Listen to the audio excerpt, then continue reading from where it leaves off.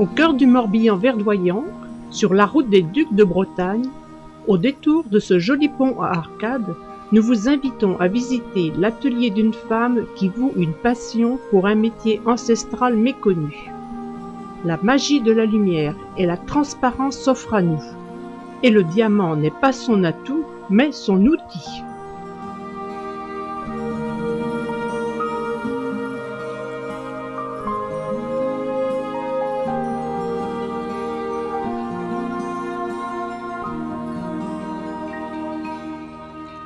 Voilà, j'ai fait une ébauche. À partir de mon ébauche, donc l'ébauche c'est quand même quelque chose de très succinct.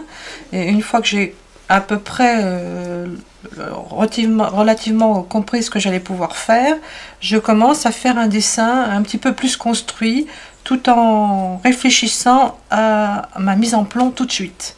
C'est-à-dire que je ne fais pas un dessin comme si je faisais une peinture à l'huile, mais je réfléchis tout de suite pour ne pas avoir trop de problèmes avec ma mise en plomb. Donc c'est pour ça que je n'ai jamais d'angle droit, je n'ai toujours que des arrondis en fait, c'est beaucoup plus simple à couper et à présenter dans le plomb. Donc là voilà, donc là je fais une vierge à présentation à l'enfant, et donc là on voit bien qu'il y a beaucoup d'arrondis. Je fais en sorte de ne jamais avoir de pièces anguleuses. Donc si j'ai une pièce un peu trop anguleuse, et ben je la coupe. Je mets mon trait fait que je vais mettre un plomb. Et puis dans mon dessin, j'ai bien sûr quand j'ai une main ou quand j'ai un bras, je ne le couperai pas. Je fais une grande pièce et ensuite je ferai par la peinture, je ferai le détail.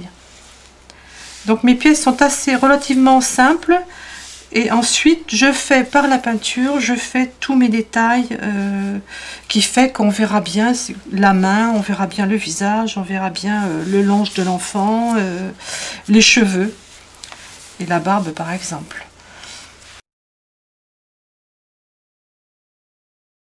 Voilà, à partir du dessin je fais un calque puisqu'il faut que je numérote toutes mes pièces. Ce calque me servira lorsque j'aurai coupé mes verres avec mon gabarit pour repositionner toutes mes pièces sur mon calque qui est mon dessin en fait par le fait. Donc une fois que j'ai fait mon calque, que j'ai bien numéroté toutes les pièces qui vont être coupées, ce calque je le remets sur un autre papier canson qui est un papier à gabarit. Et je refais un deuxième, je redécalque ce calque en fait, pour avoir sur mon papier canson mes futures pièces.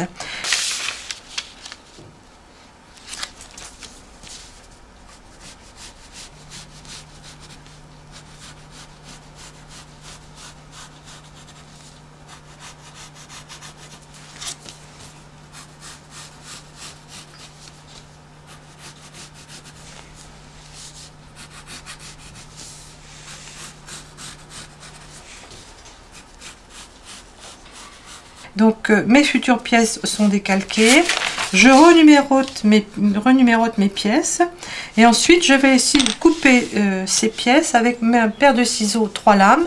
J'ai 3 lames puisque cette paire de ciseaux me permet de ne pas calculer la dimension de lame du plomb, c'est-à-dire que mes pièces vont être coupées un petit peu plus petites que sur le dessin, ce qui fait que je pourrai incorporer mon verre dans mon plomb sans aucun problème, et en gardant la dimension correcte du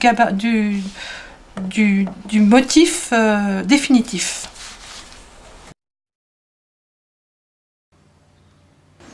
Donc une fois que le dessin est terminé, je fais une aquarelle pour pouvoir la présenter à mes clients, pour acceptation bien sûr du travail. Donc je refais à l'échelle le dessin, que je colorie ensuite. Je fais des tons qui vont le plus près possible du vert, pour que le client puisse se rendre compte exactement de ce que ça va donner lorsque le vitrail sera posé. Donc je fais l'aquarelle puisque c'est ce qui rend le mieux par rapport au vitrail.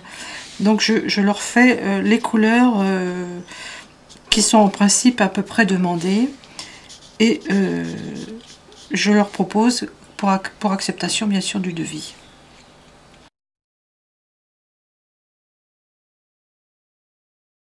Voilà, donc à partir du moment où mes gabarits sont coupés, je peux commencer mon travail, vraiment mon travail de verrier. Donc je vais, étant donné que mes coloris ont été déterminés à l'avance, je vais commencer à couper mon verre. Donc là j'ai pris mon verre foncé, et donc je vais prendre toutes les pièces qui doivent être foncées de mon gabarit, et je vais les découper sur mon verre. Je vais les positionner sur mon verre. Donc j'ai celle-ci, celle-ci, celle-ci et celle-ci. Et donc c'est un petit peu comme en couture. On positionne ces pièces pour bien sûr ne pas gaspiller de verre, en perdre le moins possible. Voilà, et à partir de ce moment-là, je peux déjà commencer à couper déjà une certaine partie.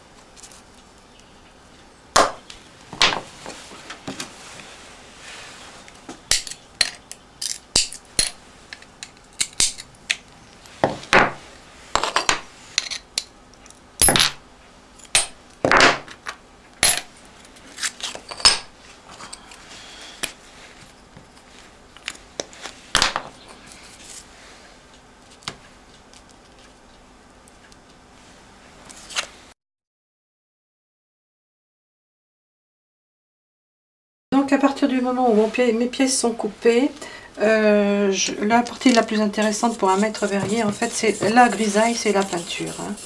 Donc la grisaille, ce sont des oxydes métalliques mélangés avec du fondant, c'est-à-dire du verre pilé pour que ça adhère bien sûr au verre. Et donc c'est dilué soit par du vinaigre, soit avec du vinaigre pour faire des traits, soit avec de l'eau, tout simplement. Et cette technique, elle date du Moyen-Âge et on n'a pas changé de technique depuis. Alors, la peinture sur verre, c'est une peinture à l'enlever, c'est-à-dire qu'on met de la peinture sur toute la pièce.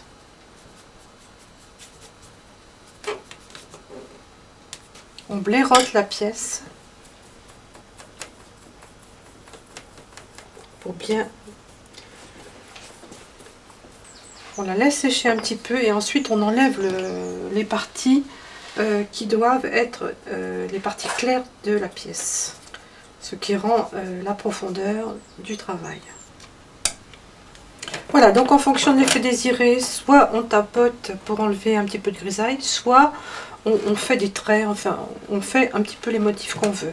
Donc là, comme ce sont des feuilles, je vais plutôt faire des espèces de rainures. Hein.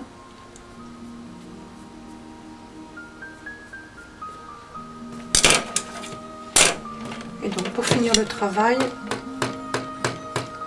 on tamponne toujours un tout petit peu avec le blaireau.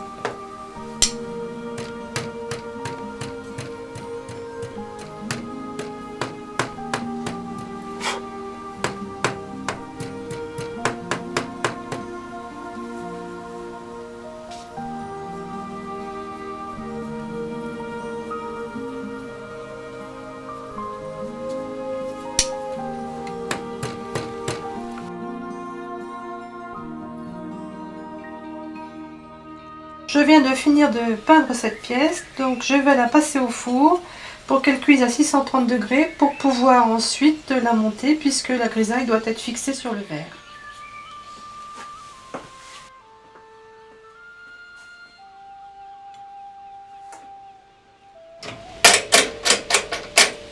Je vais mettre mon four à 300 degrés en priorité pour faire bien sécher ma grisaille sur ma pièce de verre. Ensuite, je passe à 630 pendant 30 minutes. Je passe à 630 degrés. Là, c'est la température idéale pour que la grisaille soit bien cuite sur le verre. Et je la positionne pendant 1 heure. Et ensuite, le four va refroidir tranquillement tout seul. Voilà, donc là, ma programmation est faite. Je n'ai plus qu'à positionner mes pièces dans mon four.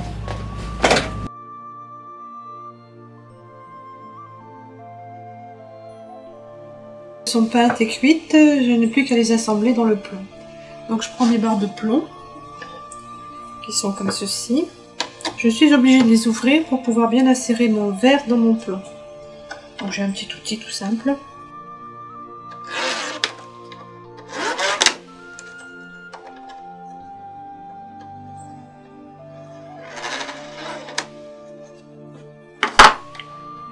Et le plomb est assez souple pour pouvoir se positionner comme l'on veut par rapport aux pièces. Donc là je coupe bien sûr pour pouvoir bien insérer le plomb les uns dans les autres. Et il est assez suffisamment mou. Donc je bloque mes plombs avec un petit bout de verre parce que sinon évidemment ils ne restent pas en place.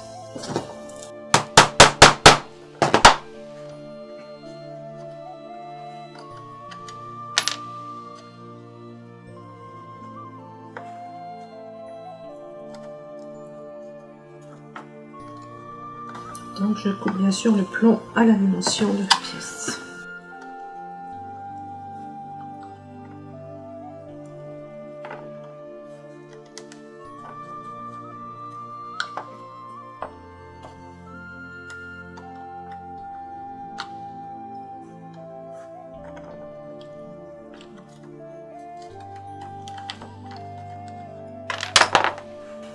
Et je rebloque de l'autre côté.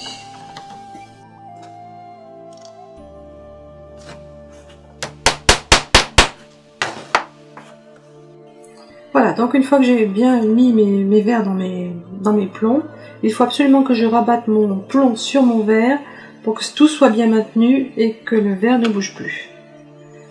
Donc avec un petit appareil fait maison, toujours.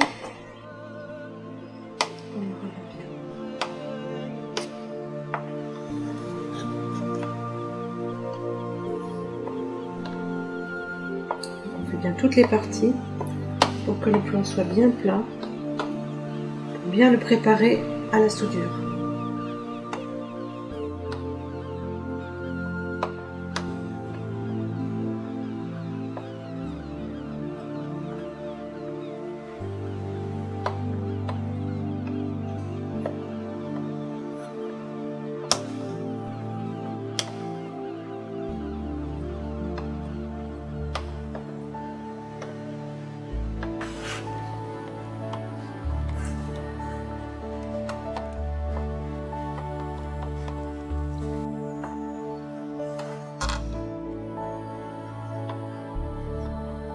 Alors une fois que c'est terminé, ce procédé est terminé, je prends de l'oléine qui décape un petit peu ma soudure, que je mets aux intersections.